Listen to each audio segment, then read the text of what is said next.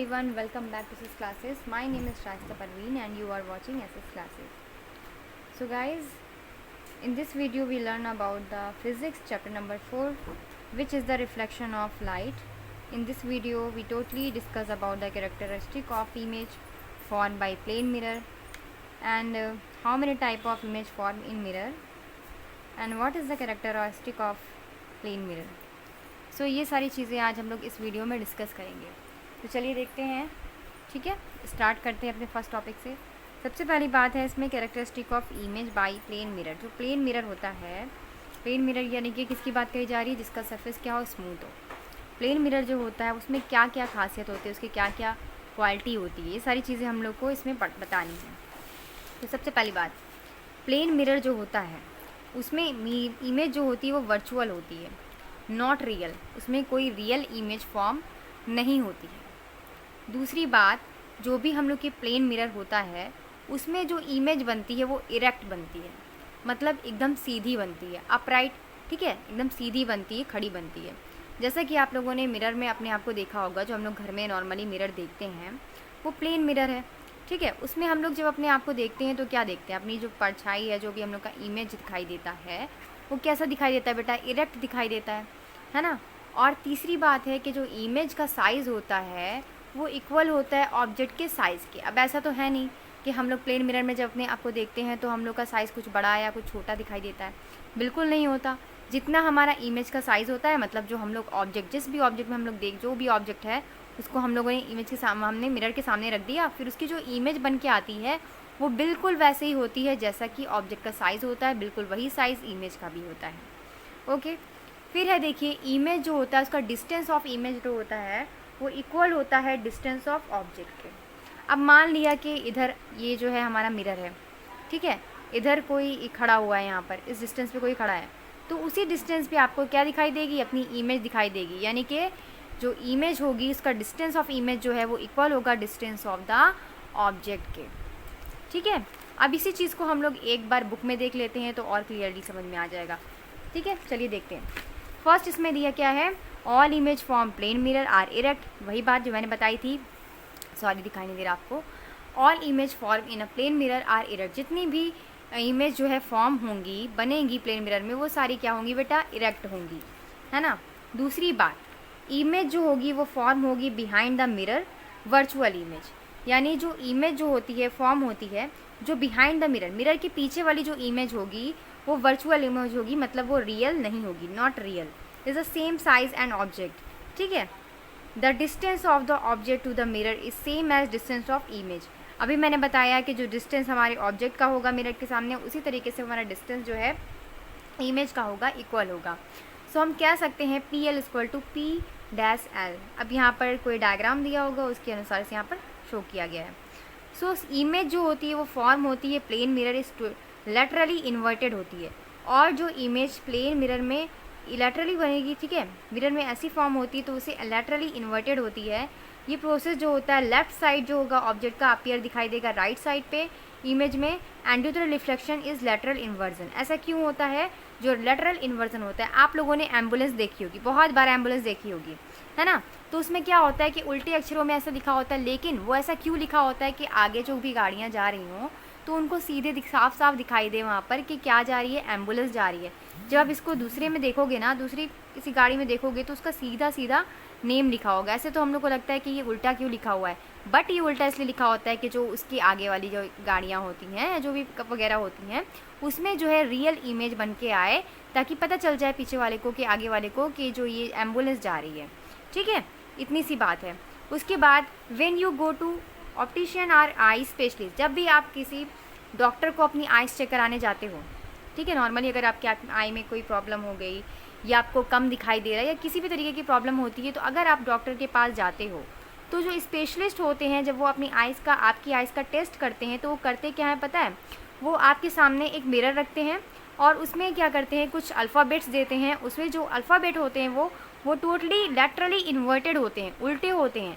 But जो हम लोग मिरर लगाया जाता है उसमें चेंज कर करके ग्लास लगाए जाते हैं, तो हम लोग को प्रॉपरली क्या दिखाई देते हैं, एकदम इरेक्ट. इरेक्ट मतलब एकदम सीधे दिखाई देते हैं.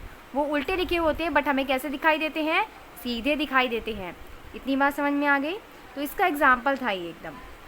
फिर है कि जो इमेज फॉर्म होती है प्लेन मिरर में वो वर्चुअल होती है, नॉट अ रियल इमेज।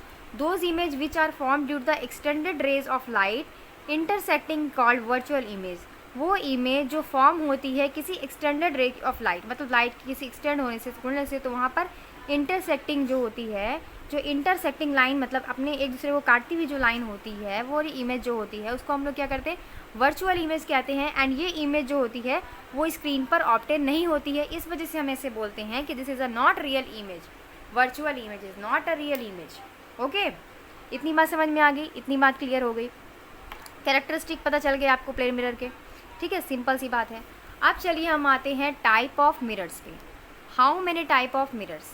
तो देखिए जो नेचर है उसके बेसिस पे जो इनके ऑब्जेक्टली है, तो there are two types of image form होती हैं यहाँ पर। They can be form real image and virtual image. दो रियल इमेज बनती हैं, एक रियल इमेज बनता है और एक वर्चुअल इमेज बनता है। कोई इमेज जो होता है, फॉर एन इमेज, एक इमेज के लिए हम बात करें तो एटलीस्ट 2 रिफ्लेक्टेड रेज जो होती हैं लाइट की, 1 पॉइंट पे ऑब्जेक्ट को इंटरसेक्ट करती हैं, मतलब एक दूसरे को काटती हैं।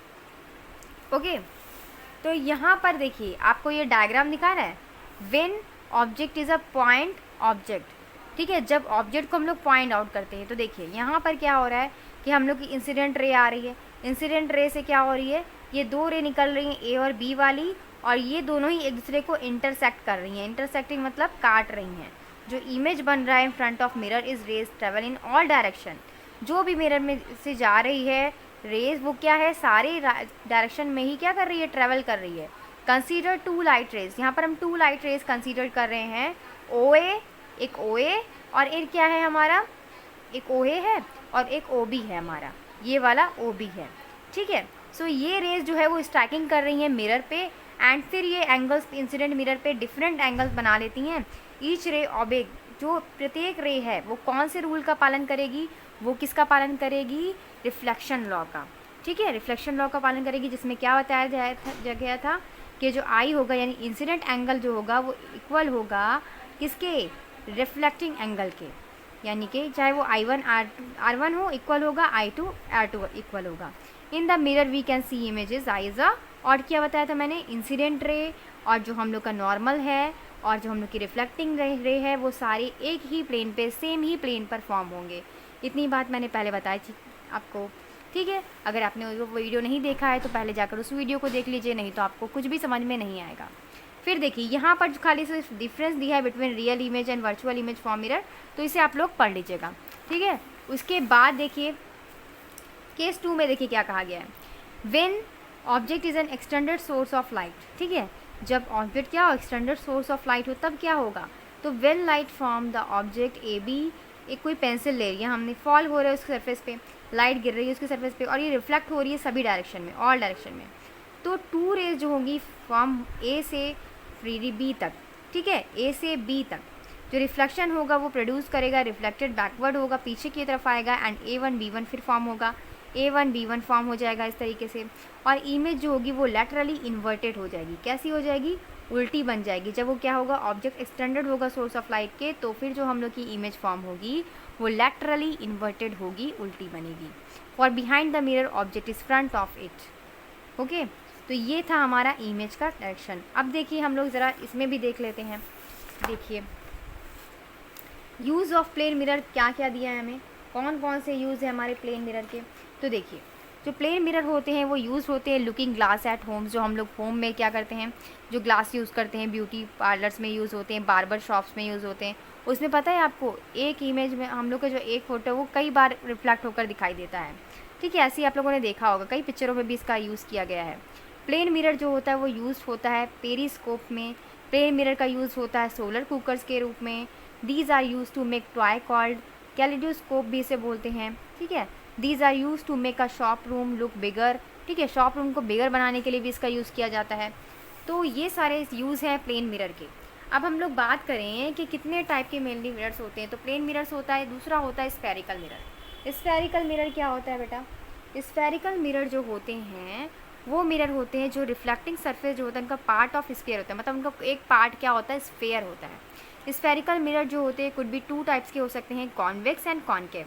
सबसे पहले आपको डिफिनेशन इसकी लर्न करनी है कि spherical mirror is a mirror वो मिरर होता है जो रिफ्लेक्टिंग सरफेस पे क्या होता है, इसका पार्ट ऑफ स्फीयर होता है। ठीक है, अब स्फेरिकल मिरर कितने टाइप से होते हैं, 2 टाइप के होते हैं। कौन कौन से, एक होता है कॉन्वेक्स मिरर एंड एक होता है कॉनकेव मिरर। तो कॉन्वेक्स मिरर की सिंपल सी डिफिनेशन आप लोग को लर्न कर ली। देखिए कॉन्वेक्स मिरर क्या होता है, ये कर्व मिरर होता है। कर्व मतलब थोड़ा सा मुड़ा हुआ मिरर होता है, जिसमें जो रिफ्लेक्टिंग सरफेस होता है ये आउटर साइड पे होता है। यहाँ पर देख रहे हैं जो रिफ्लेक्टिंग सरफेस है, जो हमारा इफेक्ट जहाँ से रिफ्लेक्ट हो रही है लाइट, वो कहाँ है, आउटर सरफेस है। ठीक है, और यहाँ पर इनर सरफेस इसका यहाँ पे ऑपिक्यू है, जहाँ पे कोई इमेज फॉर्म नहीं होगी, और ये इसका बाहरी सरफेस जो है वो रिफ्लेक्टिंग सरफेस है, यहाँ पर शो किया गया है। ये इसका क्या है, रिफ्लेक्टिंग सरफेस है। और ये क्या है, स्फेरिकल है, हॉलो ग्लास, खाली ग्लास है, जो कि इसका शेप कैसा है, हॉलो है। और आपको क्या बताया गया कि वो कर्व मिरर जिसमें जो रिफ्लेक्टिंग सरफेस है वो आउटर साइड पे होगा, मतलब बाहर की तरफ होगा। तो यहाँ पर देखिए ये वाला हमारा क्या होता था, ये हमारा तो रफ सरफेस है, इसके बाहर जो हमारा रिफ्लेक्शन है ना, यहाँ पर दिखाई दे रहा है रिफ्लेक्टिंग सरफेस, इसको मैंने डार्क कर दिया इसीलिए, रिफ्लेक्टिंग सरफेस ये है। तो जो मिरर के, जिस भी मिरर के बाहर जो है रिफ्लेक्टिंग सरफेस होगा उसको हम लोग बोलेंगे कॉन्वेक्स मिरर। सिंपल इसकी डिफिनेशन है, इसको लर्न कर लीजिएगा, इसको नोट डाउन कर लीजिएगा, तो आप लोग क्रेजी हो जाएगा लर्न करना। अब बुक में थोड़ा सा इसको घुमा फिरा के दिया है कि व्हेन अ पॉलिश और reflecting surface is on outer surface sphere is mirror called convex mirror. ठीक है, यहाँ पर भी वही बात बताई गई है। तो मुझे ये डिफिनेशन इजी लगी तो मैंने आपको लिख दी है, तो आप लोग इसे लर्न कर लीजिएगा तो ज़्यादा इजी पड़ेगा आपको कि वो मिरर, ठीक है, वो कर्व मिरर जिसमें क्या होगा, रिफ्लेक्टिंग सरफेस आउटर साइड में प्रेजेंट होगा, उसको हम लोग बोलेंगे convex mirror, are called convex mirror. Simple सी बात है। अब देखिए यहाँ पर वही डायग्राम है, सेम डायग्राम यहाँ पर है जो मैंने आपको बताया था, बस यहाँ पर थोड़ा सा अच्छा सा बना हुआ है, मैंने बहुत गंदा बनाया डायग्राम। ठीक है, तो यहाँ पर ये कॉन्वेक्स मिरर में क्या गया है, ये हमारा स्फेरिकल है, हॉलो स्फेरिकल है, ये हमारी कोई इंटरसेक्टिंग लाइन ए बी है, यहाँ पर इसका सेंटर है, ये जो है इसका रिफ्लेक्टिंग सरफेस है। रिफ्लेक्टिंग सरफेस कहाँ है, इसका आउटर साइड पे, और जो अंदर का साइड है उसमें आप देख रहे हैं इस तरीके से जो लाइन है, इमेजिनरी लाइन है, वो ऑपिक्यू इनर सरफेस है इसका। ठीक है, तो ये बात हो गई हमारी कॉन्वेक्स मिरर की। तो चलिए आते हैं हम लोग कॉनकेव मिरर। कॉनकेव मिरर क्या होता है, तो देखिए एक कर्व मिरर, उसका जस्ट अपोजिट एक curve mirror which is a part of sphere, जो कि पार्ट होता है स्फीयर का, जिस in which reflecting portion on inner side, इसमें क्या होगा, उल्टा होगा।